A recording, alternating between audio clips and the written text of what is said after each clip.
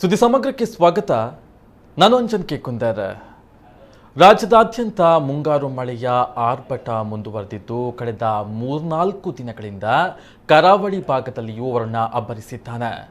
ಭಾರೀ ಮಳೆಗೆ ತಗ್ಗು ಪ್ರದೇಶಗಳು ಜಲಾವೃತವಾಗಿದ್ದು ಬಹುತೇಕ ಕಡೆಗಳಲ್ಲಿ ಕೃತಕ ನೆರೆ ಸೃಷ್ಟಿಯಾಗಿ ಆತಂಕ ನಿರ್ಮಾಣವಾಗಿದೆ. ನಗರದ ಎಕ್ಕೂರು, ಜಪ್ಪಿನಮಗರು, ಪಡೀಲು, ಇತ್ತ ಕೂಳೂರು, ಕೊಟ್ಟಾರ, ಸುಭಾಷ್ ನಗರ ಸೇರಿದಂತೆ ಹಲವು ಭಾಗಗಳಲ್ಲಿ ಭಾರೀ ಮಳೆಯಾಗಿದೆ.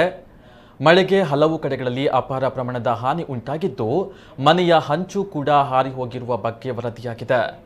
ಮಂಗಳೂರಿನ ಕಿನ್ನಿಗೋಳಿಯಲ್ಲಿ ವಿದ್ಯುತ್ ಕಂಬ ಸಮೇತ ಬಿದ್ದ ಮಾವಿನ ಮರದ ಗೆಲ್ಲು ಕಡಿತಾ ಇದ್ದ ವೇಳೆ ವಿದ್ಯುತ್ ಸ್ಪರ್ಶವಾಗಿ 55 ವರ್ಷದ ಮಾಧವ ಆಚಾರ್ಯ ಎಂಬುವರು ಮೃತಪಟ್ಟಿದ್ದಾರೆ.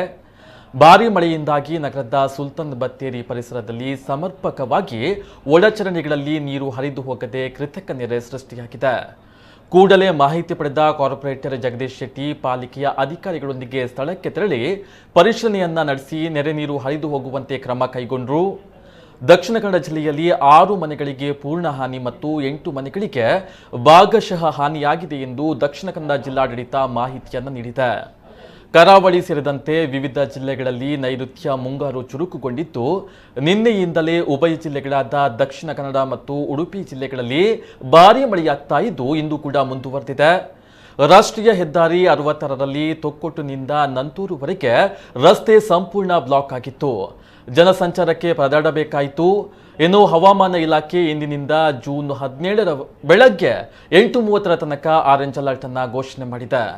ಸಮುದ್ರ ಮಟ್ಟದಲ್ಲಿ ಗಂಟೆಗೆ 50 ಕಿಲೋಮೀಟರ್ ವೇಗದಲ್ಲಿ ಗಾಳಿ ಬೀಸಲಿದ್ದು ಸಮುದ್ರಕ್ಕೆ ಇಳಿಯದಂತೆ ಮೀನುಗಾರರಿಗೆ ಜಿಲ್ಲಾಡಳಿತ ಎಚ್ಚರಿಕೆಯನ್ನು ನೀಡಿದೆ.